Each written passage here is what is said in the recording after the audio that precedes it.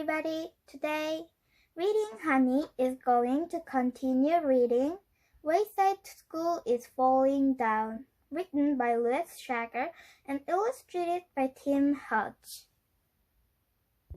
Chapter 18 The Substitute. Benjamin couldn't take it any longer. Today was the day he would finally tell Mrs. Jules his real name. So what if nobody likes me, he thought. So what if I stop getting high marks? Hi, Mark, said Jason. Hi, Mark, said Stephen. Hi, he glumly replied, then started up the stairs. Hi, Mark, said Libby as he took the seat next to her. Guess what? We have a substitute. Yahoo! Shouted Maricia. Everyone in Mrs. Jules' class loved it when they had substitute teachers. They loved playing mean and horrible tricks on them. Benjamin frowned. He finally had the courage to tell Mrs. Jules his real name. Wretch, he said. That's a good idea, said Terence. We'll put that wretch in her desk. Let's put her into going outside, said Joy. Then lock her out of the room. But what if she tells Mr. Kidwater? Asked Eric Fly. So what? Said Joy. She'll have to go all the way down to the office and then all the way back up. By then, we'll all knock the door. Mr. Kidwater will think she's bonkers. Benjamin looked at the substitute teacher sitting at Mrs. Jules' desk. She looked like a nice lady. She wore tiny spectacles and had long gray hair tied in ponytail. He felt sorry for her. He felt sorry for himself. I was going to tell Mrs. Jules my name, he thought. I really was. The substitute stood up and walked to the center of the room. Good morning, she said. My name is Mrs. Franklin. Nobody said good morning back to her. Calvin handed Benjamin a note. At 10 o'clock, drop your book on the floor. Pass it on. Benjamin read it, then passed it to Todd. Okay, who can tell me what page we're on, said Mrs. Franklin. Page 17, called Myron. 112, said Maricia. 98, said Eric Evans. 3,000, said Joe. Mrs. Franklin smiled. I guess we'll have to study all those pages, she said. Benjamin raised his hand. Yes, the handsome young man in red shirt, said the substitute. He told her the correct page. You're on page 102, he said. Thank you, said the substitute. What is your name, please? Benjamin thought a moment. He looked around the room. He boldly told the troop. My name is Benjamin, he started proudly. Several kids snickered. Thank you, Benjamin, said the substitute. There were more snickers. You're welcome, said Benjamin. He felt good. Even the other kids were laughing at him. Mrs. Franklin asked a question from page 102. Jason answered it correctly. Very good, said the substitute. And what is your name, please? Jason looked around. Benjamin, he asserted. Half of the class giggled. Thank you, Benjamin, said Mrs. Franklin. The other half giggled. Dana answered the next question. And what's your name? Mrs. Franklin asked Dana. Benjamin, Dana blurted, then fell giggling on the floor. Thank you, Benjamin, said the substitute. Everyone was hysterical. Ma, it is certainly a pleasure to teach such happy students, said the substitute. Who knows the answer to question 4? They all raised their hands. They all wanted to tell the substitute their names were Benjamin. They were having so much fun they forgot to drop their books at 10 o'clock. At recess, everyone congratulated Benjamin on his great trick. You're a genius, Mark, said Todd. Benjamin's such a funny name, said Jason. How did you ever think of it? But my name is really Benjamin, said Benjamin. So is mine, said Stephen. Mine too, said Leslie. They all laughed. Do you think she really believes we're all named Benjamin? Asked Eric Evans. Probably, said Joy. She's so stupid. If you thought we're lying, she would give Rot Cotton mad, said Eric Bacon. The bell rang, and they all hurried back to class. After recess were social studies. Who would like to read? Said Mrs. Franklin. Every hand went up. Okay, Benjamin, said Mrs. Franklin as she pointed at Dana. Everyone laughed. Dana giggled a few seconds, then got control of herself and read from the book. Thank you, Benjamin, said the substitute when Dana finished reading. Okay, Benjamin, you may read next, she said, pointing at Terence. Everyone laughed. It was for the first time all year Terence had volunteered to read. All day, everyone paid very close attention. They all wanted the teacher to call on them, because as funny as it was Mrs. Franklin called somebody else Benjamin, it is even funnier when you called you Benjamin. So everyone worked hard and listened closely. As a result, they learned more from the substitute in a day than usually learned from Mrs. Jules in a month. When the bell rang, everyone crowded around the desk. Where are you coming back tomorrow, Mrs. Franklin? Said Eric Bacon. Please, Mrs. Franklin, say you will, pleaded Kathy. You're the best substitute teacher we'd ever had, said Jason. The substitute smiled. School is over, she said. You don't have to call me Mrs. Franklin anymore. That sounds so formal. Since we're friends now, you may call me my first name.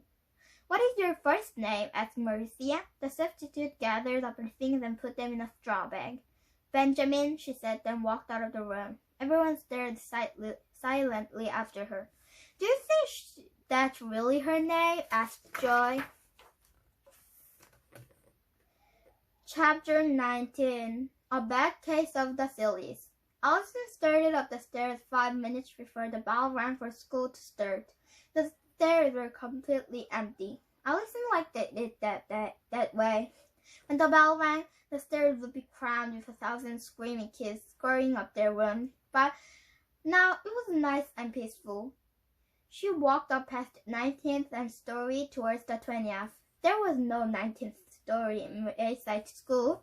Miss Jerves taught a class on the 19th story. There was no Miss Jerves.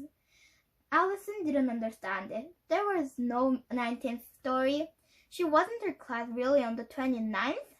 Suddenly she heard footsteps charging up behind her. She turned around to see Ron and Dee Dee racing. She leaned against the wall to get out of their way, but Dee Dee stamped on her foot. Then Ron's elbow jammed her in the stomach. Uff, she grunted as she fell and rolled down 3 steps. Dee Dee and Ron didn't even stop to say they were sorry. Allison slowly stood up. Unfortunately, she wasn't hurt, but her windbreaker was torn. She thought Ron and Dee Dee were silly when they raced up the stairs, and then when they get to Mrs. Jules's room, they were too pooped to learn anything. Allison thought all the kids in Mrs. Jules's class were silly, even Rondi, and Rondi was her best friend. And there was Jason, who was really pestering her. That was because Jason hated her, or else he loved her. Allison wasn't sure which. When she got to class, Dee Dee and Ron were sitting with their heads flat on their desks and their tongues hanging out. You could have said you're sorry, Allison said as she walked past them. She sat up straight in her chair, folded her hands on the desk, and waited as everybody else wandered in. Jason entered the room carrying a glass bowl of goldfish swimming in it. Look what I brought, he said. What's the name of your goldfish? Asked Mrs. Jules. Shark, said Jason. Everybody laughed. Allison rolled her eyes. It makes him feel important, Jason explained. Where should I put him? How about the top of the coat closet, suggested Mrs. Jules. Jason had to stand on a chair on his tiptoes. He held the bowl at the very bottom as he tried to nudge it over the end of the closet. Suddenly, the chair toppled over. Oh, gulp! Yelled Jason as he fell on the floor. He was holding the bowl upside down above his wet face. Mrs. Jules hurried to the back of the room. Quick, somebody, fill the bowl with water, she said. Where's Shark? Jason made a face. I swallowed him. The class ran crazy. What a show-off, thought Allison.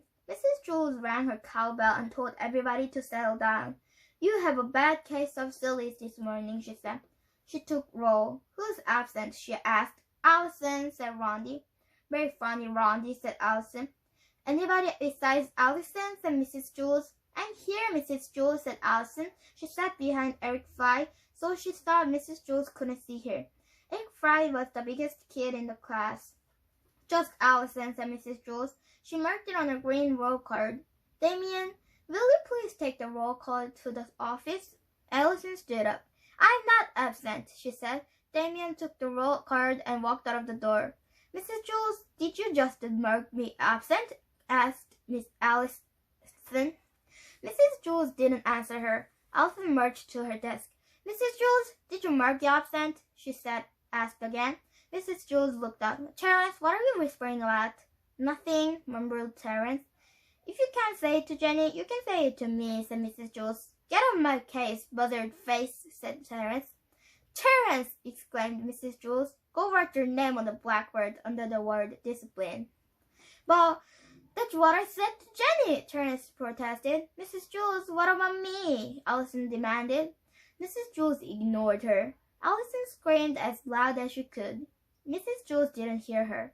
Allison made face at class. Can't anybody see me? She asked.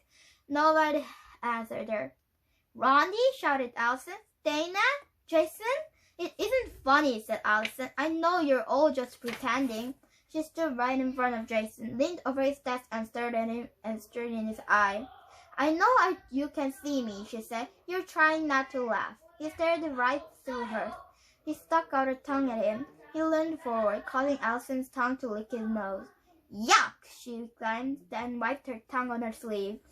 Mrs. Jules began the morning lesson. Have you gone crazy? Shouted Allison. She ran out of the room and down the class on the 29th story. Come quick, she said. There's something wrong with Mrs. Jules's class. No one heard her. She slammed the door, then continued down the stairs on the 29th floor. No one saw her there either. Tears streamed down her cheeks. In this whole school playing a joke on me? She wondered. It's not funny, she shouted as loud as she could.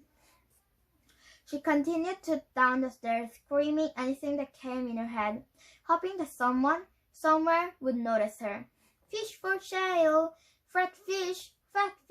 Get your fresh fat fish! A tall, skinny lady with very short hair stepped out of one of the classrooms. Shh, she whispered. This is a school, not a fish market. You can't hear me? Asked Allison. She was so happy she wanted to hug her. Yes, I can hear you, said the woman sternly. My whole class can hear you. You're making it impossible for us to get any work done. I'm sorry, said Allison, but something's wrong in Mrs. Jules's class. You'd better come in here, said the teacher. Allison followed the teacher into her classroom. What's your name? The teacher asked her. Allison.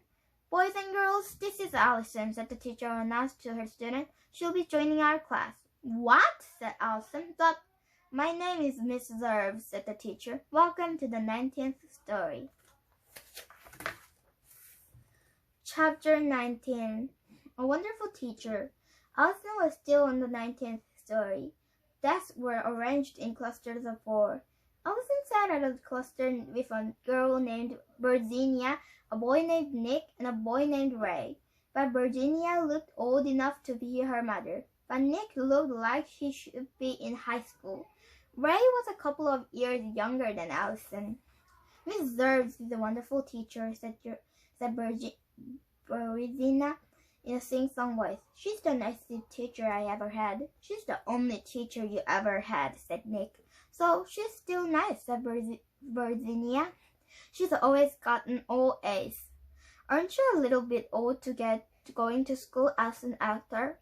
You're never too old to learn, said Virginia. No one ever leaves Mrs. Zerb's classes, said Nick. How long have you been here, Virginia? Virginia thought a moment. 32 wonderful years. I've been here 9 years, said Nick. But she always gives a good grade, said Virginia. That's true, Nick agreed. I've gotten all A's since I've been here too. Me too, said Ray, but sometimes I answer all the problems wrong on purpose. But where were you before you came here? Allison asked him. Ray shook her head. That's funny, I don't remember. I don't remember where I come from either, said Virginia. Well, I do, said Allison. But suddenly she couldn't remember either. Then it came to her. Mrs. Jules's class. And Rondi was in the class, Jason and Dana and Todd. She named every member of the class, including all three Erics. She didn't want to forget where she came from. If I forget where I come from, I might never get back, she thought. Did you say there's a girl named BB Guns? Asked Ray. Yes, said Allison. BB's a very good artist. My last name is Gun too, said Ray. I wonder if we're related. Ray, no talking please, said Miss Derves. Now, everyone please take out a pencil and some paper. I want you to write all the numbers from 0 to a million in alphabetic order. From 0 to a million? Asked Allison. She couldn't believe it. Don't worry, said Virginia. If you run out of paper, Miss Derves had more in the closet. Allison stared at her in horror. But it'll take over 100 years, she said. So, said Virginia, what's your hurry? Allison started to work. It was bad enough having to write down all the numbers from 0 to a million, but she couldn't imagine how she'd ever put them in alphabetic order. 1 came before 2, 3 came after 1 but before 2, 4 came before 1, 5 came before 4, the 6 came after 1 but before 3. Don't worry, said Virginia. If you miss a few, Miss Derves will give you an SA when you finish. 7 came after 1 and before 6. 8 came first. Allison couldn't think of any number that would come before 8, so she wrote it down. She also knew 0 would come last, if she ever got that far. By then, she'd be older than Virginia. I'll talk to Louis at recess, she thought. She'll say me. When's recess? She asked. There's no recess, said Ray. You're not allowed out of the classroom. But what about if you go to the bathrooms? What's a bathroom? Asked Virginia. We don't eat either, said Nick. We just work all the time. But we never have homework, Virginia said cheerfully. That's because we never go home, said Nick. We've got 2-minute break every 11 hours. But don't worry, said Virginia. Miss Derves always gives us good grades.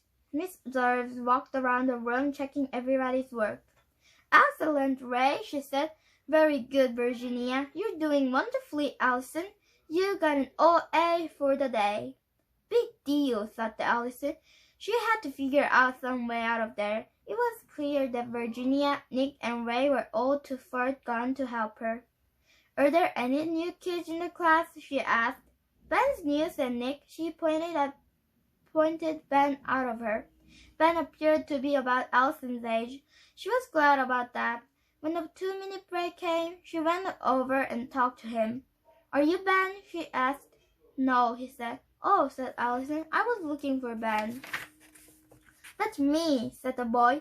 But you just said... My name's Mark Miller, said the boy. But for some reason, everybody calls me Benjamin Nushmet.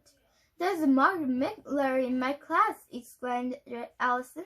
I know, that's me, said Mark. I'm Mark Miller. No, I mean my other class, said Allison. What other class? Allison thought a moment. I don't remember, she said. After putting numbers in alphabetic order for 11 hours, her brain had turned into spaghetti. Time's up, said Miss Derves. Everyone back to work.